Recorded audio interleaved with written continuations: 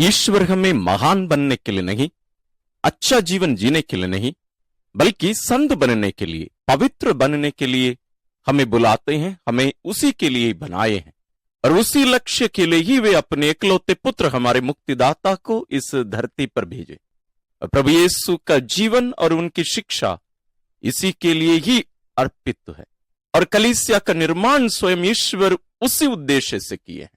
तो आइए हम स्वयं ईश्वर से इस महत्वपूर्ण विषय पर आज हम उनसे शिक्षा पाएंगे। इसलिए आप पूरे वीडियो में भाग लीजिएगा, केवल सुनिए नहीं बल्कि इसमें भाग लेने की कोशिश करिए। आइए हम अपने आप को तैयार करें।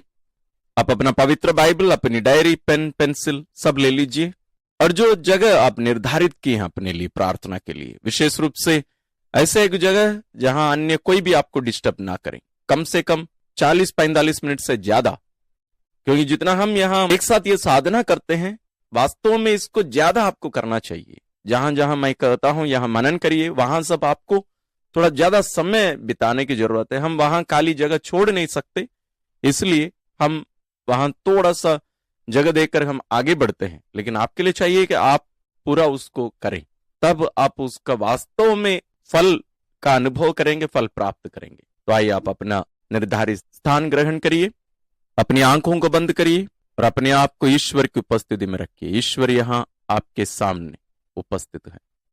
अपने आप को बताइए कि मैं यहां ईश्वर के सामने उपस्थित हूं, ईश्वर के साथ हूं। यदि आपके मन में बहुत सारी बातें उमड़ रही हूं, उठ रही हूं, उन सबको ईश्वर के चरणों में अर्पित करिए। वो कोई चिंता हो सकती है, अन्य कोई परेशानी हो सकती है, उन सबको पिता के चरणों में रखिए, वे संभाल लेंगे, ईश्वर है। और अपने आप को, अपने संपूर्ण जीवन को, विशेष रूप से आज की साधना को उनके पावन चरणों में समर्पित करके आइए हम शुरू करें। पिता और पुत्र और पवित्र आत्मा के नाम पर आमीन। हे पवित्र पिता, हम तुझे धन्यवाद देते हैं कि तू हमें न केवल तेरे प्रतिरूप में बनाया है, बल्कि हमें तो अपना स्वभाव भी देना चाहता है, ईश्वरीय स्वभाव, पवित्रता हमें देना चाहता है। एक कितना अद्भुत योजना है तेरी, एक कितना तुम्हारा असीम प्रेम है प्यारे पिता। हम इसकी कल्पना नहीं कर सकते, इसका वर्णन नहीं कर सकते हैं। प्यारे पिता, हमें कृपा दीजिए कि हम आपकी योजना को वास्तव में समझ सके, जान सके, अनुभव कर सके और उसके अनुसार जीने के लिए अपने आप को पूर्ण रूप से अर्पित कर सके। हे पवित्र आत्मा ईश्वर, तुझे हमें पिता इसलिए हमारे शरीर में रखे हैं ताकि हमारा शरीर, हमारा जीवन, हमारा व्यक्ति हम पवित्र बन जाए। हे पवित्र आत्मा, हमारे शरीर को, हमारे मन को, हमारे दिल दिमाग को पवित्र कर दे। हे प्रभु यीशु ख्रिस्त, तो हमें अपने प्रतिरूप में परिवर्तित कर देने के लिए, अपने समान बना देने के लिए इस धरती पर आए, हम सबों को पवित्र बनाने के लिए आए। हे प्रभु यीशु, हमें कृपा दीजिए कि हम आपकी योजना को समझ सकें और हम आपका साथ दे सकें। एक हमारी प्यारी मां मरियम और सभी संतों, स्वर्गदूतों, हमारे लिए प्रार्थना करिए। हम ये प्रार्थना करते हैं अपने प्रभु क्रिस्त के द्वारा, आमीन। आज की साधना के लिए हम जो पाठ लिए वो है संत मत्ती रचित सुसमाचार अध्याय 5 पद संख्या 17 से 19। The Gospel according to Saint Matthew chapter 5 verses from 17 to 19। यह ना समझो कि मैं संहिता अथवा नबियों के लेखों को रद्द करने आया हूं।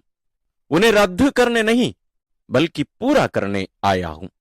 मैं तुम लोगों से यह कहता हूं, आकाश और पृथ्वी भले ही टल जाए, किंतु संहिता की एक मात्रा अथवा एक बिंदु भी पूरा हुए बिना नहीं टलेगा।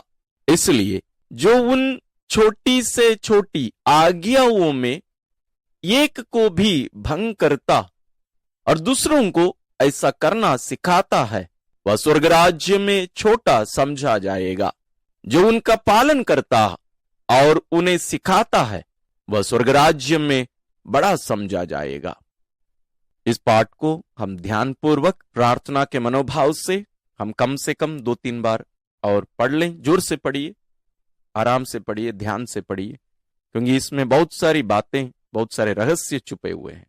उन सबों को जानने के लिए हमें सुनना जरूरी है। आइए हम साधना के प्रथम चरण में प्रवेश करते हैं, मनन चिंतन।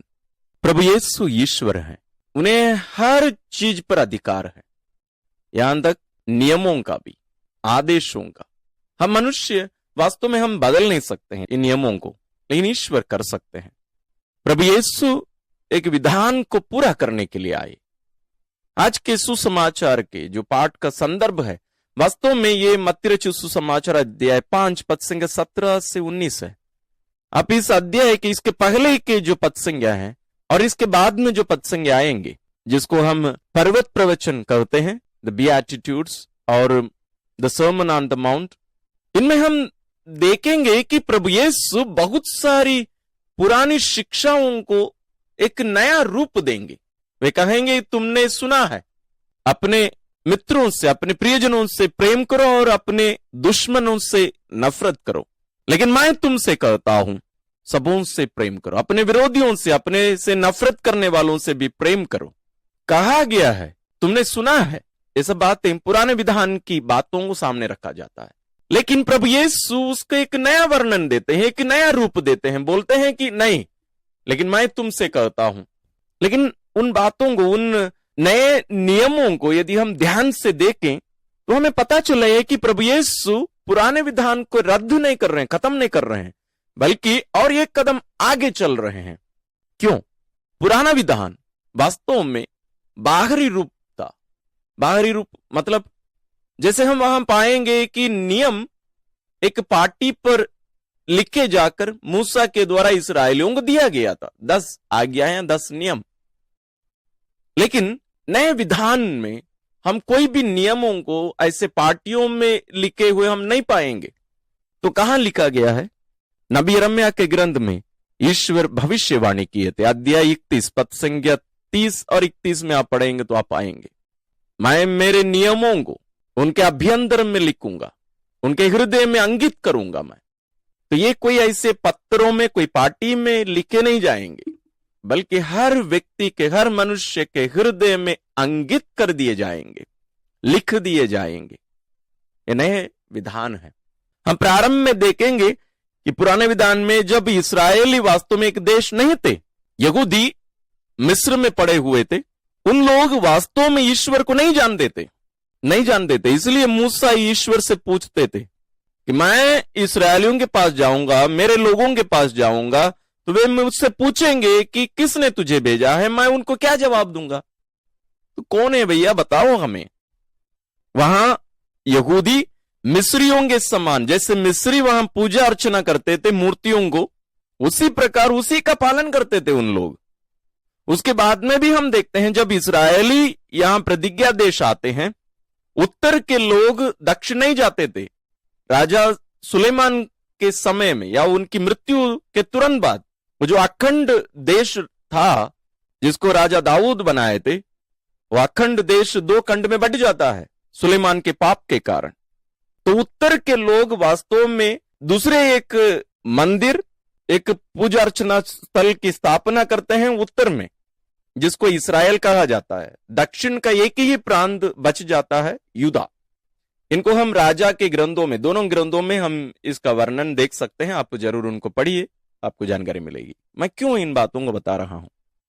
इस्राएली वास्तव में ईश्वर को नहीं जानते थे, ईश्वर के नियमों को नहीं जानते थे, और प्रतिज्ञा देश में लाने के बाद में भी ये उत्तर के लोग अधिकतर मूर्ति पूजा में लगे रहे। उत्तर के राजा, इन लोग यरूशलेम जाएंगे तो हमारे विरुद्ध इन लोग षड्यंत्र रचेंगे, हमारे विरुद्ध इन लोग लड़ेंगे, इसलिए उन लोग दक्षिण में यरूशलेम मंदिर था। तो यरूशलेम यूदा प्रांत में, यूदा प्रदेश में था वो मंदिर यरूशलेम। तो उत्तर में इन लोग मूर्ति पूजा करते थे, ईश्वर को नहीं जानते थे वास्तव में। दूर, क्योंकि एक पीढ़ी के बाद धीरे धीरे इन लोग ईश्वर से दूर चले गए, इन लोग ईश्वर से अपरिचित हो गए। इस संदर्भ में ही हमें पुराने विधान को देखने की जरूरत है। तो धीरे धीरे ईश्वर उनको शिक्षा देके अपने राह पर धीरे धीरे ला रहे थे, क्योंकि ईश्वर करुणा में ईश्वर है। भले हमें एक दंड देने वाले ईश्वर के रूप में पुराने विधान में दिख पड़ते हैं, वो दिखाई देते हैं, लेकिन वास्तव में वैसा नहीं है। आप गहरे रूप में उन बातों को आप पढ़ेंगे, मनन करेंगे, सीखेंगे, तो आपको पता चलेगा कि ऐसा नहीं है। ईश्वर कितना करुणा में ईश्वर है, वो कितना हमसे प्यार करता है, इन बातों को हम वहां समझ पाएंगे। तो नए विधान में प्रभु यीशु आकर कहते हैं कि मैं उनको रद्द करने के लिए नहीं आया हूं, बल्कि मैं उनको पूरा करने के लिए और उनको आगे ले जाने के लिए आया हूं। मैं पुराने विधान के अनुसार इस्राएली ईश्वर की प्रजा थे, ईश्वर की प्रजा। ईश्वर ने स्वयं मूसा के द्वारा जो विधान मरुभूमि में किए थे, सिनाई पर्वत के नीचे या सिनाई पर्वत पर भी कह सकते हैं, उसके द्वारा इस्राएली ईश्वर की निजी प्रजा बन गए थे। इसलिए ईश्वर उनसे कहेंगे, मैं तुम्हारा प्रभु पवित्र हूं, इसलिए तुम पवित्र बनो, तुम पवित्र बनो। तो उनकी पहचान ईश्वर से थी, ईश्वर की प्रजा। तो ये सत्य, इस सच्चाई को उन लोग ध्यान में रख के जीते थे। बाद में धीरे धीरे हम आगे बढ़ते हुए देखेंगे इस बात को। तो उन लोग दूसरों से हटकर एक विशेष प्रजा थे। वो जो विधान है उसमें नियम दिए गए थे, हर विधान में नियम कानून रहते हैं। इसलिए प्रभु यीशु आकर हमसे कहते हैं, मैं रद्द करने के लिए नहीं बल्कि पूरा करने के लिए आया हूं।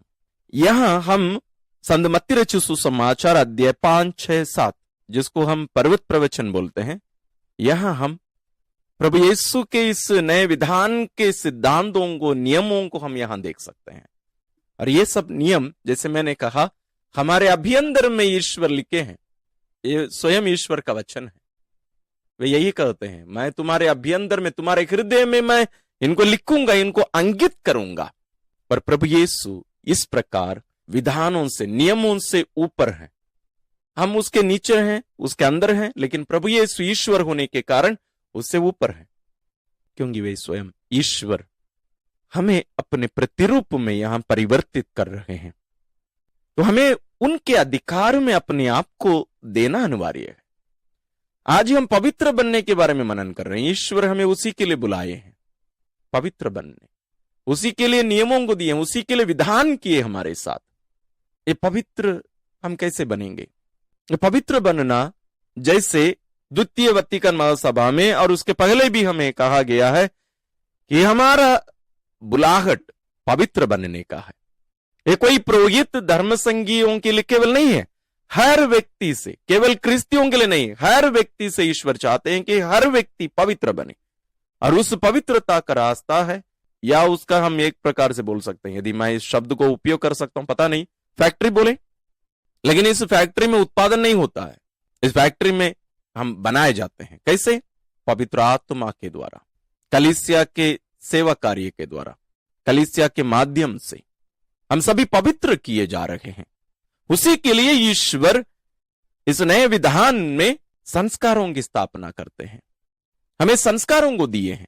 हमें बपतिस्मा संस्कार के द्वारा ईश्वर अपने पुत्र के साथ हमारा कलम लगा दिए हैं, हमारा कलम किए हैं, हम उनके साथ जोड़ दिए गए हैं।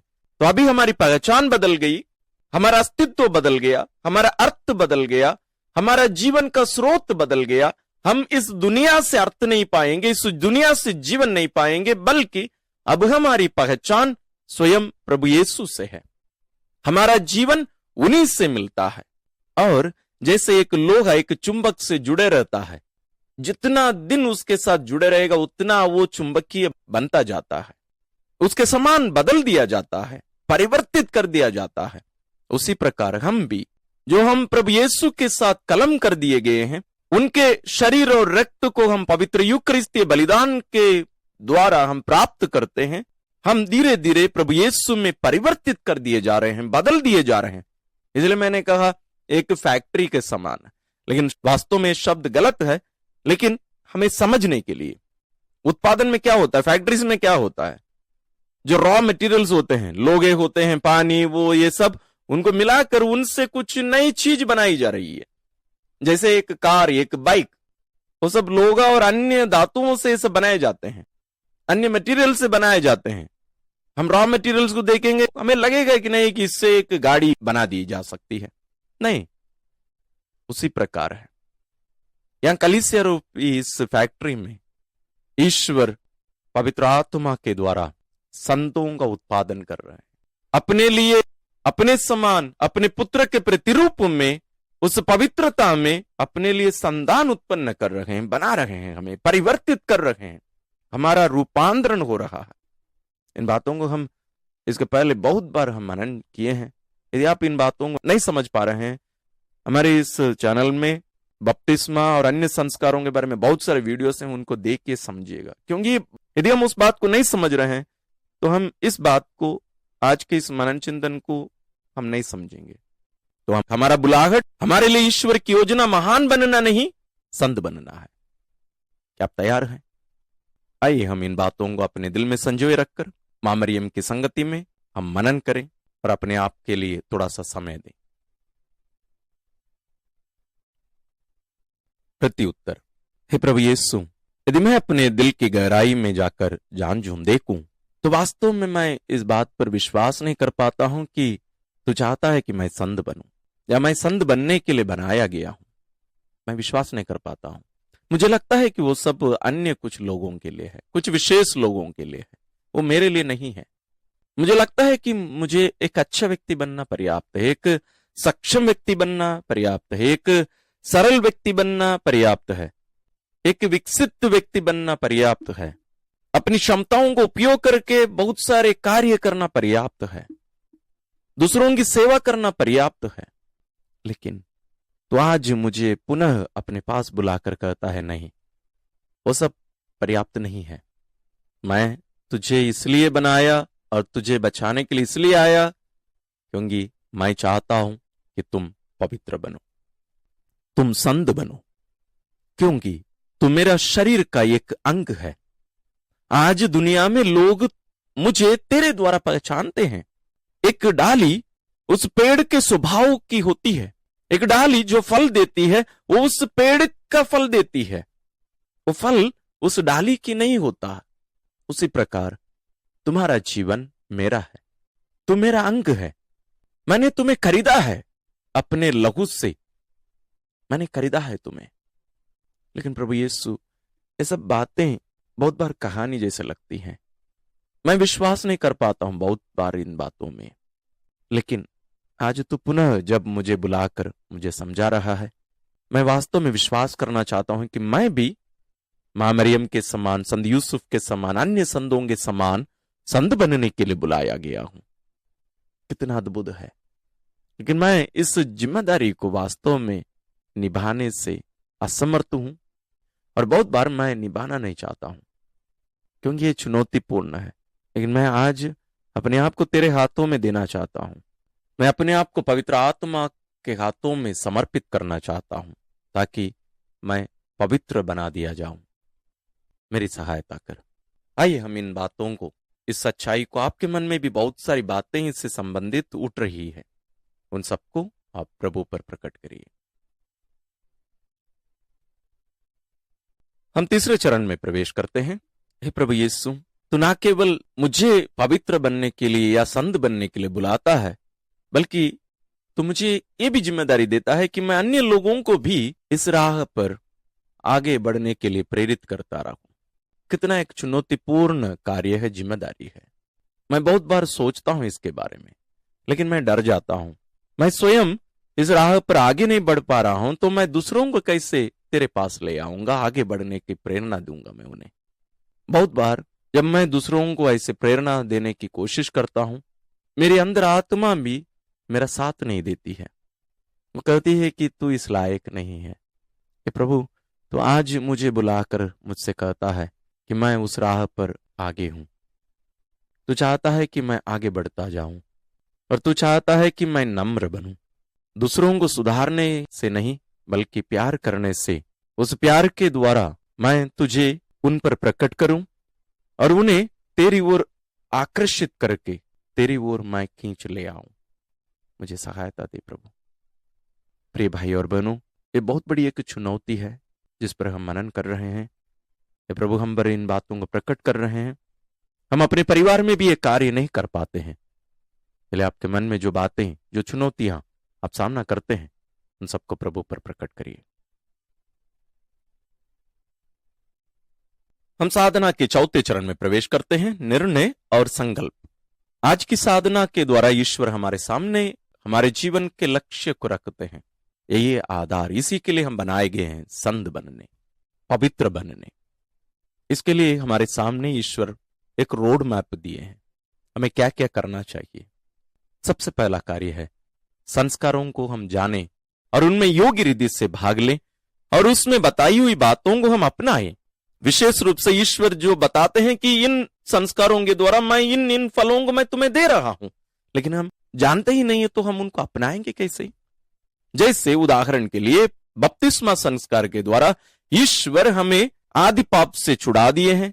यदि हम बड़े होकर बपतिस्मा लिए तो तब तक के सभी पापों को वे क्षमा करके हमें उससे छुड़ाए हैं, हमें छुटकारा दिए हैं, हमें अपनी संतान बना लिए हैं, हमें प्रभु यीशु के भाई बहन बना लिए हैं, हम सबों को प्रभु यीशु के शरीर के अंग बना लिए हैं, हम सबों को कलीसिया के सदस्य बना दिए हैं और हमें पवित्र आत्मा का मंदिर बना दिए हैं। और प्रभु यीशु का जो कार्य है, जो जिम्मेदारी है पुरोहित, नबी और राजा होने का, उसमें भी हमें सहभागी बनाए हैं। क्या हम इन सबको मानते हैं? क्या हम इन सबको अपना लिए हैं? नहीं। तो हमें इस ओर कार्य करने की जरूरत है। तो हम जो निर्णय ले रहे हैं, संकल्प ले रहे हैं, इस ओर भी हम थोड़ा सा विचार करें। अब व्यक्तिगत रूप से बैठकर प्रभु के चरणों में बैठकर विचार करिए, प्रभु से पूछिए, प्रभु आज मैं इस स्थिति में हूं, तो यहां से पवित्र बनने में और संत बनने में मुझे क्या क्या करने होंगे। प्रभु से पूछें और अपनी डायरी में लिख लीजिए और आज से ही वैसे ही जीने शुरू करिए। आइए हम इन सभी बातों को प्रभु के चरणों में भी लेके आए। हम प्रार्थना करें। हे परम पावन दयालु पिता, हम तेरी स्तुति और आराधना करते हैं, तेरी महिमा गाते हैं, तेरा जय जयकार करते हैं आज के सुंदर दिन के लिए। तो हमें अपने पास बुला ले आया है और हमें याद दिला रहा है कि तू चाहता है कि हम पवित्र बने, हम संत बने, मां मरियम के समान और अन्य संतों के समान हम भी संतों के समूह में हम भी एक संत बन जाए। ये तेरी योजना है। आज तू यही शिक्षा हमें देता है। हम तुझे धन्यवाद देते हैं आज के इस अवसर के लिए। तेरे पिता हमें कृपा दीजिए कि हम तेरी इस योजना को हम स्वीकार कर सके, उसके लिए अपने आप को अर्पण कर सके। हम इस दुनियाई दृष्टि में अपने आप को, अपने जीवन को और दूसरों को ना देखें, बल्कि तेरी दृष्टि से और तेरी इस योजना के दृष्टिकोण से ही हम अपना जीवन और दूसरों का जीवन, दूसरों को, दुनिया को हम देख सकें, ताकि हम प्राथमिकता दे सकें तेरी इस योजना के लिए और दूसरों को भी हम प्रेरित कर सकें अपने जीवन के द्वारा, अपनी प्रार्थनाओं के द्वारा। हे पवित्र आत्मा ईश्वर, तो हमारे शरीर में रहकर हमें अंदर से ही परिवर्तित कर रहा है। हमें कृपा दीजिए कि हम अपने आप को तेरे हाथों में पूर्ण रूप से अर्पित कर सके। हे प्रभु यीशु क्रिस्त, हम तुझे धन्यवाद देते हैं आज के सुंदर समय के लिए। तो हमारे साथ बैठकर हमें सिखाया है। हमें कृपा दे कि हम तेरी इस शिक्षा के अनुसार अपना जीवन यापन कर सकें। हम तेरे भाई बहन होने की वास्तविकता को अपनाते हुए आनंद और खुशी के साथ तेरे पीछे पीछे आत्मत्याग करके, नम्र बनकर, अपने दैनिक क्रूसों को उठाकर, अपना आत्मत्याग करके तेरे पीछे आने की कृपा प्रदान कर। हे प्रभु यीशु, हम इस दुनिया के हर एक व्यक्ति को तेरे पावन चरणों में लाते हैं, विशेष रूप से जो पापों में डूबे हुए हैं, अंधकार में जीवन जी रहे हैं। विशेष रूप से हमारे परिवार और हमारी कलीसिया और हमारे जान पहचान के लोगों को विशेष रूप से लाते हैं। सबों को आशीषित कर, पवित्र कर। हम सभी तेरी योजना को जाने और नम्र बनकर अपने आप को पूर्ण रूप से तेरे हाथों में अर्पित करके तेरे द्वारा हम संत बनाए जाए, हम पवित्र बना दिए जाए। सभी संतों, स्वर्गदूतों, हमारे लिए प्रार्थना करिए। हम ये प्रार्थना करते हैं अपने प्रभु क्रिस्त के द्वारा, आमीन। प्रिय भाई और बहनों, आप संत हैं, मैं संत हूं। अच्छा नहीं लग रहा ना सुनने, लेकिन यही बनने के लिए हम बुलाए गए हैं। इस राह पर, संत बनने के, पवित्र बनने की इस राह पर हम ईश्वर का साथ देते हुए आगे बढ़ते रहें। ईश्वर आप सबों को विशेष आशीष और अनुग्रह प्रदान करें।